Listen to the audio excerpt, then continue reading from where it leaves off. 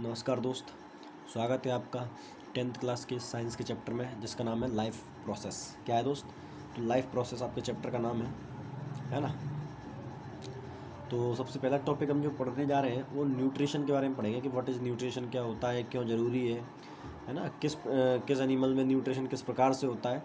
तो ये सारी चीज़ें इस चैप्टर में पढ़ने वाले हैं।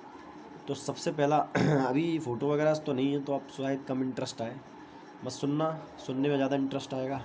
ठीक है, चलिए। सबसे पहले लिखा है न्यूट्रिशन क्या होता है। तो लिखा है the process by which an organisms takes food and utilise is to called nutrition. तो न्यूट्रिशन का मतलब होता है कि एक ऐसी प्रोसेस जब कोई एनिमल या कोई भी लिविंग ऑर्गेनिजम्स खाना ले और उस खाने से मिलने वाली एनर्जी को अपने किसी भी काम के करने के लिए अपने लिए एनर्जी के तौर पर यूज़ करता है, उसे हम न्यूट्रिशन कहते हैं। ये बिल्कुल ऐसा ही है जैसे आप गाड़ी में पेट्रोल भरवाते हैं। आपने गाड़ी में पेट्रोल भरवाया, उससे जितनी एनर्जी मिली आपने चलाई, एनर्जी पेट्रोल ख़त्म, एनर्जी ख़त्म, गाड़ी आपकी स्टॉप। ठीक है ना। चलिए, नीड फॉर न्यूट्रिशन। भैया नीड क्यों है न्यूट्रिशन की? सीधी सी बात है, organism need energy to perform various activity, कि वॉरियस एक्टिविटी करने के लिए इसकी नीड पड़ती है। The energy is supplied by the nutrient. किसके द्वारा एनर्जी मिलती है भैया? न्यूट्रिएंट्स के द्वारा मिलती है। अब न्यूट्रिएंट्स क्या होते हैं ये भी मैं आपको वेल थोड़ी देर समझाता हूँ। अगला लिखा है organism need various raw material for growth and repair, this raw material are provided by nutrients. देखो सीधी सी बात है भाई कि न्यूट्रिएंट की ज़रूरत क्यों होती है। तो need various raw material for growth and repair, कि भैया हमें अपनी वृद्धि करने के लिए और बहुत सारी एक्टिविटीज़, जैसे आपने देखा होगा कि जब किसी व्यक्ति के हाथ कट जाता है तो कुछ समय बाद वो घाव भर जाता है ना। और मुझे कुछ काम करना है, मुझे चलना है, मुझे बोलना है, मुझे खाना है, मुझे कुछ भी एक्स वाई जेड आप कोई काम करते हो तो आपको एनर्जी की जरूरत पड़ती है। आप ग्रोथ कर रहे हैं, अगर आपको अच्छा खाना ना मिले तो शायद आपकी ग्रोथ अच्छे से ना हो पाए, है ना। आपकी बॉडी रिपेयर होती है, कोई भी चोट आपके कुछ समय बाद भर जाती है। तो सब किस वजह से होता है? सब न्यूट्रिएंट्स की वजह से होता है। किसकी वजह से होता है? न्यूट्रिएंट्स की वजह से होता है। अब बात करते हैं न्यूट्रिएंट्स क्या होते हैं भाई।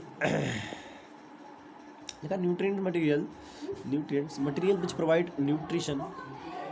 न्यूट्रिएंट क्या होते हैं कि material which provide nutrition to organisms are called nutrients.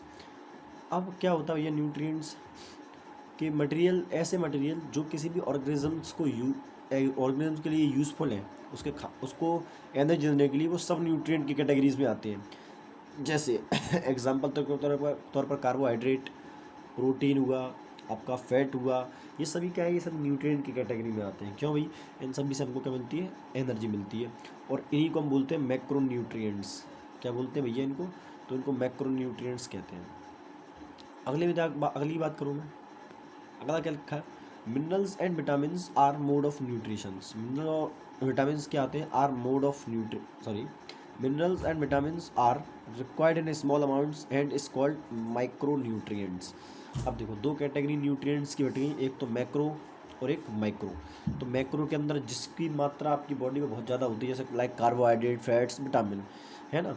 और मैक्रो क्या होते हैं? जिनकी नीड आपकी बॉडी को बहुत कम होती है, लाइक मिनरल्स एंड विटामिन। होती तो है लेकिन कम मात्रा में होती है। ठीक है। अब बात करता हूँ मोड ऑफ न्यूट्रिशन के बारे में कि भैया न्यूट्रिशन किस किस मोड में होता है। तो देखिए, पहला है ऑटोट्रोपिक न्यूट्रिशन और दूसरा है हेटरोट्रोपिक न्यूट्रिशन। अब ऑटोट्रोपिक न्यूट्रिशन क्या होता है कि जब एक किसी भी लिविंग को अपने फूड के लिए किसी भी और अदर लिविंग पर डिपेंड नहीं हो, जब एक लिविंग ऑर्गेनिज्म अपने खाने के लिए किसी और अदर लिविंग पर डिपेंड नहीं है, उसे हम बोलते हैं क्या? Autotrophic nutrition. सबसे अच्छा एग्जांपल की मैं बात करूँ, आपका प्लांट्स।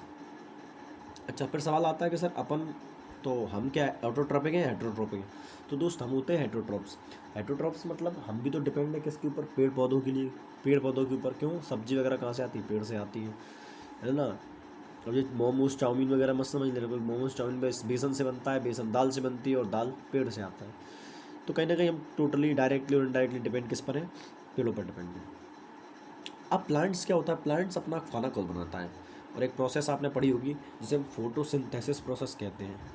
ये हम 6th क्लास से पढ़ते आते हैं मेरे हिसाब से, लगातार पढ़ते हैं 6, 7, 8, 9, 10th में लगातार पढ़ते आते हैं। तो प्लांट्स फोटोसिंथेसिस प्रोसेस के द्वारा क्या करता है? अपना खाना खुद बनाता है।